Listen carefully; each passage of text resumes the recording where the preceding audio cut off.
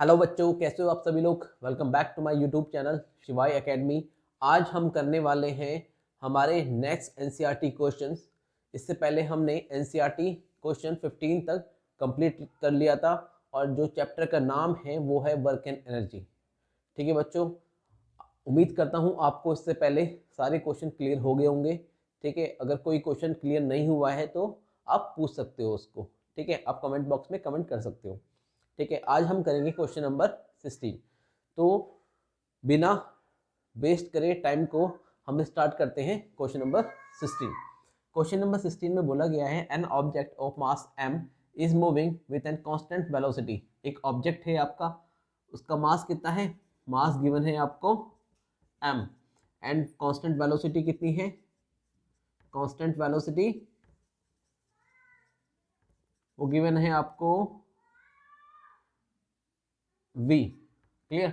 अब इसमें पूछा गया है कि how much work should be done on the object in order to bring the rest. अगर कोई ऑब्जेक्ट मूव कर रहा है, ठीक है, किसी वेलोसिटी से, तो उसके अंदर एनर्जी कौन सी एनर्जी होगी। सबसे पहले अगर कोई मोशन कर रहा है, ठीक है, अगर कोई भी ऑब्जेक्ट मोशन में है तो उसके अंदर कौन सी एनर्जी होती है, काइनेटिक एनर्जी। तो उसके अंदर कौन सी एनर्जी होगी, अगर कोई ऑब्जेक्ट हमारा मूव कर रहा है तो उसके अंदर कौन सी एनर्जी होती है, काइनेटिक एनर्जी। तो हम जो एनर्जी हमें पता है काइनेटिक एनर्जी को हम कैसे एक्सप्रेस कर सकते हैं, हाफ जो मास दिया है m और वेलोसिटी का स्क्वायर। ठीक है, अब जो मोशन कर रहा है ऑब्जेक्ट उसके अंदर क्या एनर्जी है आपकी, हाफ एम वी स्क्वायर। अब इस ऑब्जेक्ट को रोकने के लिए हमें कितनी एनर्जी या कितना वर्क डन करना पड़ेगा, क्योंकि हमारा जो वर्क डन होता है वो किसके इक्विवेलेंट होता है, एनर्जी के इक्विवेलेंट होता है। ठीक है, तो हमें कितना वर्क डन करना पड़ेगा, सेम वर्क डन करना पड़ेगा जितनी एनर्जी के साथ वो मूव कर रहा है। तो हमें वर्क डन करना पड़ेगा, हम लिख देंगे यहाँ पर कि work should be done on the object in order to bring rest. इसको कितना करना पड़ेगा, हमें सेम वर्क डन करना पड़ेगा। कितना वर्क डन करना पड़ेगा, हम लिख सकते हैं वर्क डन इक्वल टू कितना करना पड़ेगा, बट इन अपोजिट डायरेक्शन। अगर कोई ऑब्जेक्ट की डायरेक्शन अगर राइट साइड में है तो उसको हमें रोकने के लिए अपोजिट फोर्स लगाना पड़ेगा, अपोजिट एनर्जी वर्क डन करना पड़ेगा। तो हम एनर्जी अपोजिट हम कैसे रिप्रेजेंट करते हैं, माइनस साइन से, और हमारा जो एनर्जी होगा वो क्या होगा, हमें सेम एनर्जी या फिर सेम वर्क डन हमें अप्लाई करना पड़ेगा किसी भी ऑब्जेक्ट को रोकने के लिए। क्लियर, जिस एनर्जी के साथ वो चल रहा है वही उतनी ही एनर्जी लगानी पड़ेगी हमें अपोजिट डायरेक्शन में, तभी वो ऑब्जेक्ट रुक पाएगा। क्लियर, तो वर्क डन कितना होगा हमारा, माइनस में हाफ एम वी स्क्वायर। ठीक है बच्चों, क्लियर हो गया होगा आपको ये क्वेश्चन। ठीक है, अब हम करेंगे क्वेश्चन नंबर हमारा 17। यह है बेटा हमारा question number 17। Calculate the work required to be done to stop a car. इसमें भी हमें क्या करना है, कार को स्टॉप करना है। ठीक है, तो उसमें पूछा गया कितना हमें वर्क डन करना पड़ेगा। इस क्वेश्चन में हमें मास और वेलोसिटी स्पीड गिवन है। क्लियर, तो हम बात करते हैं। हम सबसे पहले हमारा जो अप्रोच होती है क्वेश्चन की, हम सबसे पहले जो गिवन होगा उसको लिखेंगे। मास कितना दिया है हमें, 1500 kg। क्लियर, अब इसमें वेलोसिटी कितनी दी है हमें, 60 किलोमीटर पर आवर। बेटा हम सबसे पहले चीज, इसमें जो वेलोसिटी दी है वो किलोमीटर पर आवर में दी है, इसको हमें कन्वर्ट करना पड़ेगा मीटर पर सेकंड में। क्लियर, समझ में आया। तो अब इसको कन्वर्ट करेंगे तो 60 into 1000 divided by 60 into 60। Clear, ये 60 कट जाएगा, 0 से 0, तो 2 3 जा 6, 2 5 जा, तो इसका जो आएगा हमारा 50 डिवाइडेड बाई 3 मीटर पर सेकेंड। जो हमने इसका कन्वर्जन किया है किलोमीटर टू मीटर पर सेकेंड, 50/3 मीटर पर सेकेंड। ठीक है, हम उसको फर्दर डिवाइड नहीं करेंगे क्योंकि हमें आगे भी पुट करना है, तो हमें वहाँ थोड़ा डिफिकल्टी होगा। ठीक है, तो अब हमें क्या निकालना है, वर्क डन निकालना है उस कार को स्टॉप करने के लिए। तो हमें जितनी वेलोसिटी से, जितनी एनर्जी के साथ ये चल रहा होगा, तो उतनी ही हमें एनर्जी लगानी पड़ेगी। तो हमें वर्क डन क्या निकालेंगे, वर्क डन होगा हमारा हाफ mv²। क्लियर। तो उसमें वैल्यू पुट करेंगे 1500 इंटू 50/3 इंटू 50/3। क्लियर, समझ में आ गया होगा आपको। अब इसको यहाँ से हम कट करेंगे तो कितना आएगा, 3 5 जा 15 500, ठीक है।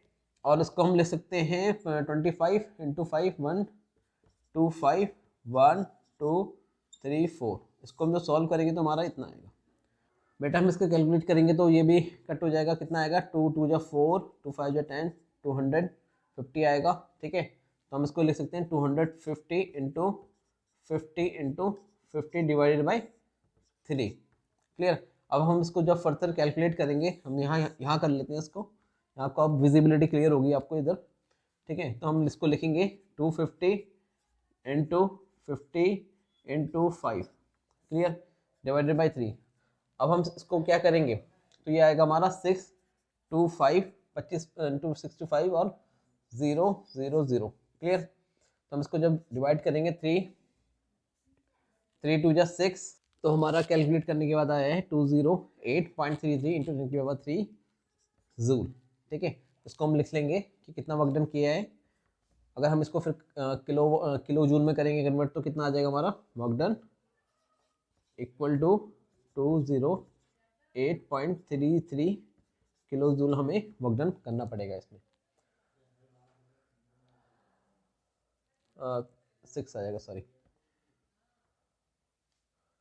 तो 10 की पावर किलो जूल, ठीक है ना। ये हमारा इतना किलो जूल आ जाएगा वर्क डन। क्लियर है, सिंपल क्वेश्चन है, ठीक है। बस थोड़ा कैलकुलेटिव है, तो बस कैलकुलेशन पे ध्यान देना है, ठीक है आप लोगों को। और इजी क्वेश्चन है, ज़्यादा हार्ड नहीं है, ठीक है। अगर कोई प्रॉब्लम लगती है आपको भी तो आप पूछ सकते हैं इसको, ठीक है बच्चों। अब हम करेंगे क्वेश्चन नंबर हमारा 18। बेटा ये है हमारा क्वेश्चन नंबर 18। इसमें दिया गया है, इसमें बोला गया है in each of the following force F is acting on an object of mass m। इस ऑब्जेक्ट का मास क्या है आपका, इस ऑब्जेक्ट का मास है m, ठीक है। मास कितना दिया है, m दिया है। Clear. The direction of displacement is from west to east shown by the long arrow. ये आपका लॉन्ग एरो शो कर रहा है इसमें आपका, ये आपका लॉन्ग एरो है, ठीक है ना, ये लॉन्ग एरो है।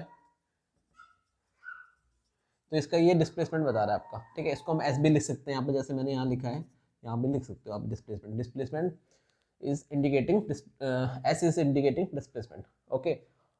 अब इसमें बोला गया है आपका observe the direct diagram carefully and state whether the work done the force is negative, positive और जीरो। जैसा कि हमने वर्क डन का जो हमने टॉपिक किया था उसमें मैंने आपको बताया था क्लियरली कि हमारा कब नेगेटिव होता है वर्क डन, कब पॉजिटिव होता है, कब जीरो होता है। तो वही क्वेश्चन पूछा गया है यहाँ पर, ठीक है। उम्मीद करता हूँ आपने वो वीडियो, वो लेक्चर देखा होगा। अगर नहीं देखा है तो बेटा जरूर देखिए, ठीक है। आपका जो वर्क डन का कंसेप्ट और जो बाकी और भी टॉपिक है उसका कंसेप्ट बहुत अच्छे ढंग से क्लियर हो जाएगा, ठीक है। तो उस वीडियोस, उस लेक्चर को जरूर देखिए, ठीक है। अब हम करेंगे इस क्वेश्चन को। इसमें बोला गया है कि जब फोर्स इसमें जो इंडिकेट हुआ है वो अपर डायरेक्शन में है और इन फर्स्ट कंडीशन में, और जो डिस्प्लेसमेंट है आपका इस डायरेक्शन में, तो इसमें जो एंगल बन रहा है वो आपका 90 डिग्री बन रहा है, जैसे आपको दिख रहा होगा यहाँ पर। तो वर्क डन हमारा क्या होता है, वर्क डन की अगर बात करें तो force into cos theta into displacement होता है, ठीक है। विजिबल है आपको, ठीक है। ये कॉस थीटा है, ठीक है, ये कॉस थीटा की वैल्यू है, क्लियर। अब इसमें जो एंगल बन रहा है हम इसकी एंगल वैल्यू पुट करेंगे, तो कॉस थीटा की वैल्यू जैसा कि मैंने आपको पहले बताया था कॉस 0।